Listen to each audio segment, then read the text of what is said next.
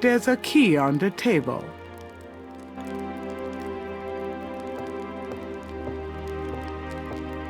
I don't believe it. It's the key from my dream.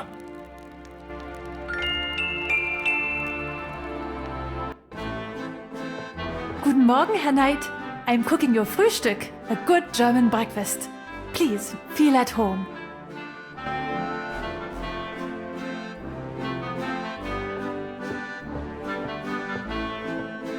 I found this key in Wolfgang's bedroom. That is good, Herr Knight. Can I ask you a few questions? Yeah, of course. You wouldn't know anything about this key I found in Wolfgang's bedroom now, would you? Key? Why no, Herr Knight? I cannot say that I do.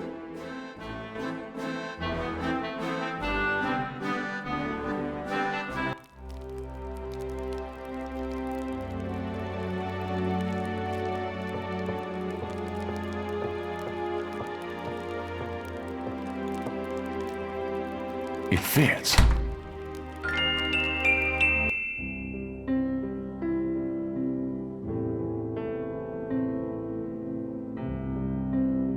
This part of the library contains books on the occult, necromancy, witchcraft, demonology, lycanthropes.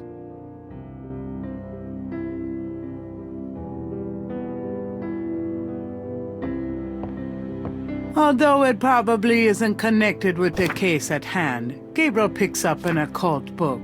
It's a book on lycanthropes, shapeshifters. The book claims that lycanthropy is not uncommon.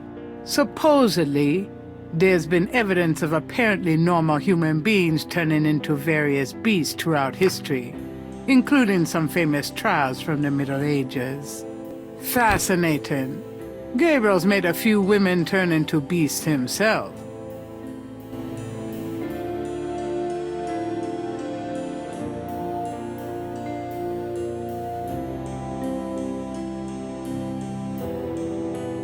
Although it probably isn't connected with... There are many forms of vampirism.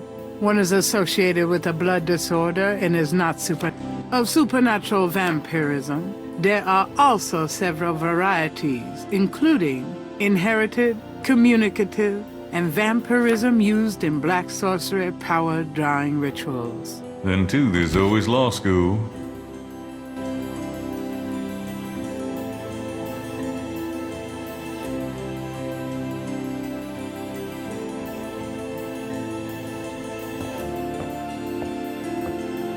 Although it probably won't shed any light on Wolfgang's whereabouts, Gabriel picks up a book from the Ritter section. This book is entitled Malleus Maleficarum, The Witch Hammer, dated 1486. It's a witch hunter's manual from the Inquisition. I'm not so sure I'm really interested in knowing about some of my ancestors.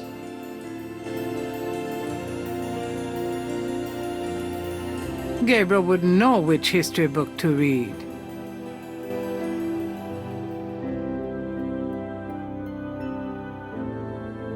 Gabriel wouldn't know where to begin with the religion books.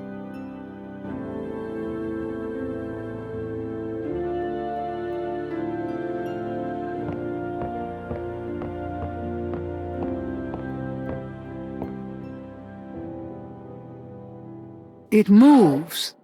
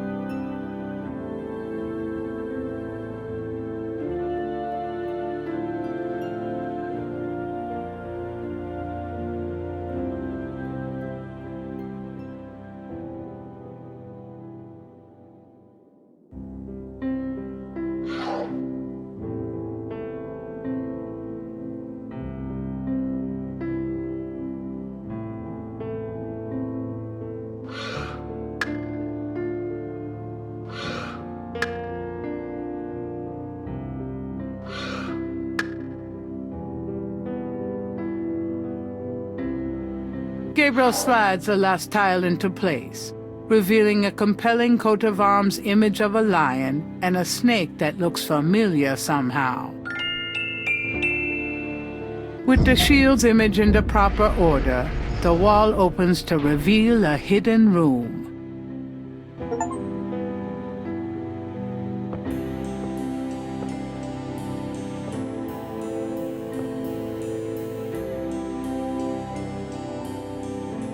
Behind the wall is a shrine to Schottenjäger's past, their weapons, trophies, and legacy.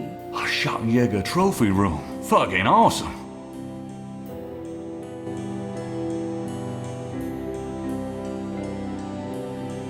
A title catches Gabriel's eye, People's Republic of Benin by Lowell Cayley. Gabriel pulls out a book entitled People's Republic of Benin and scans through it. The People's Republic of Benin is an area of rich and diverse cultures and a proud heritage.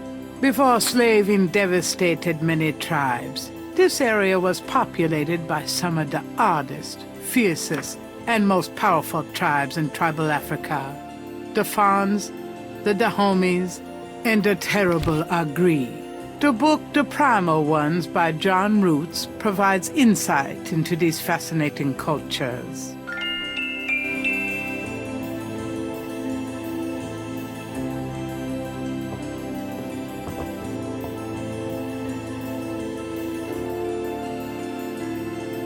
Gabriel wouldn't know where to start reading. These books are fascinating, but I'll have to hope I get time to read them more later. I don't see anything here that'll help me with Tetelo. These books are... Gabriel wouldn't know where... Gabriel wouldn't...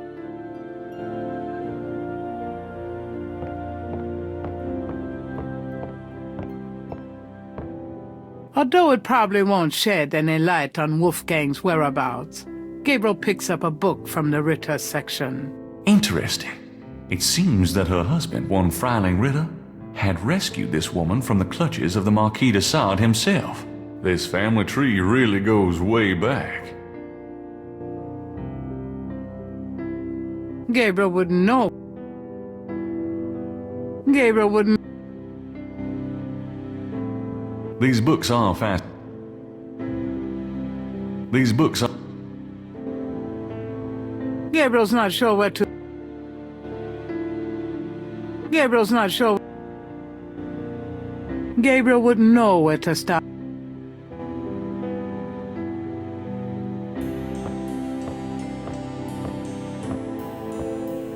Gabriel takes down the Primal Ones and opens it. In contrast with the peaceful, nomadic tribes of northern Africa, certain tribes of the southwest were vicious and xenophobic. This part of Africa is called the Red Basin area because of the vast amount of bloodshed that occurred there over the centuries. In this one area of Africa existed, in a perpetual state of war and raiding, some of the most powerful and efficient fighters the world has ever seen. Why did this region inspire such violent behavior? To understand, one must look even further back. See Ancient Roots of Africa by Early Days.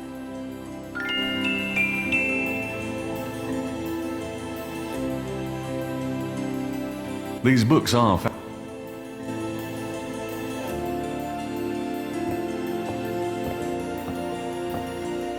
Gabriel removes Ancient Roots of Africa and browses through it. The ferocity of the tribes in the Red Basin region is traceable to their predecessors. In Egyptian time, 4000 to 2000 BC, this region was ruled by powerful sun worshippers. We know a little about this mysterious cult by the remnants of ruins far older and of a culture far more advanced than any that exists in Africa today. See Sun Worshippers by A. Curate.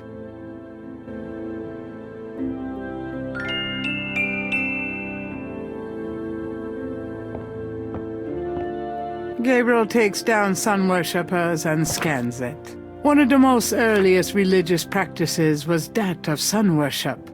The most powerful cults of sun worshippers lived on the continent of Africa.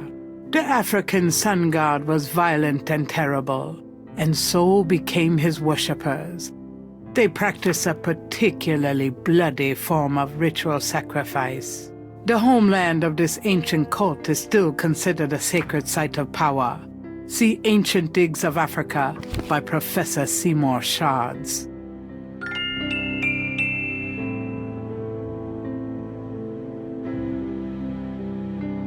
These books are... Gabriel's not sure.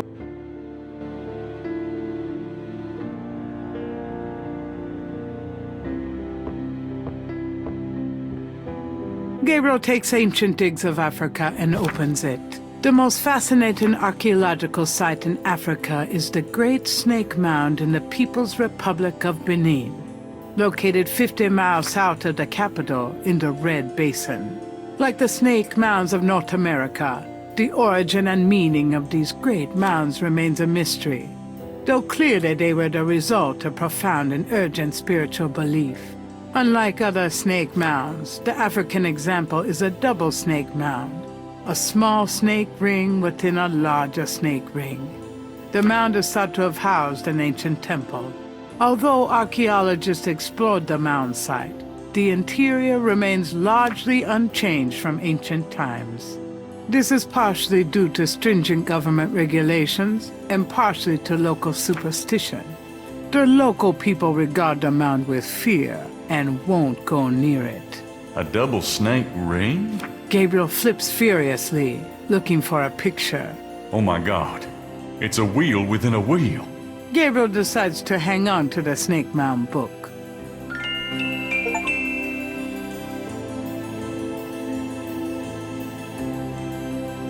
Gabriel peruses the titles with interest, but nothing jumps out at him. Ancient Digs of Africa by Professor Seymour Shards. Gabriel opens Ancient Digs of Africa, the most fascinating archaeological site in Africa. Like the snake mounds of North America, the origin and meaning of these... Unlike other snake mounds, the African example is a double snake mound, a small snake ring within a larger snake ring. The mound is thought to have housed an ancient... Although archaeologists have explored the mound, this is partially due to stringent government regulations and partially to local superstition. The local people... Gabriel looks at the picture again.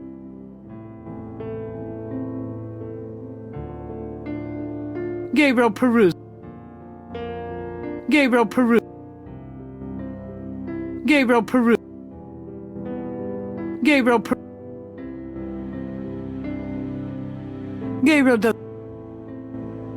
Gabriel peruses the titles with interest.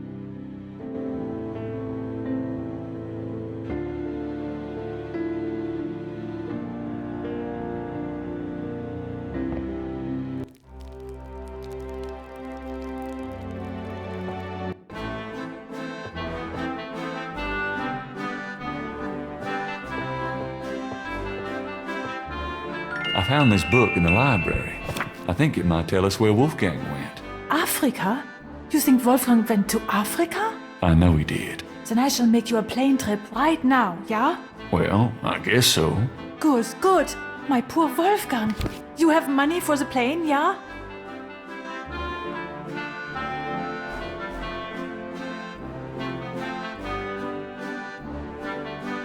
Can't you pay for the fare? No. How Wolfgang bought his ticket, I don't know, but we have no money left. Have you no money, Herr Knight? I know. We can use his credit card. Terrific.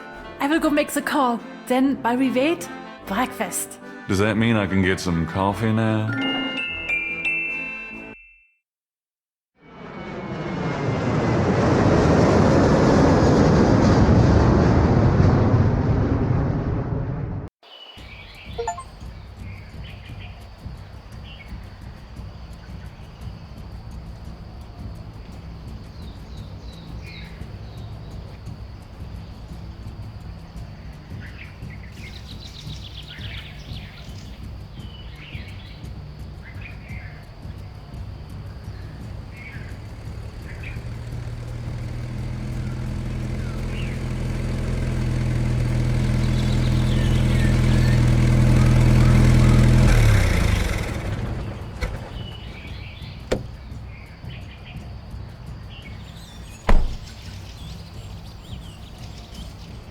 Wheel within a wheel.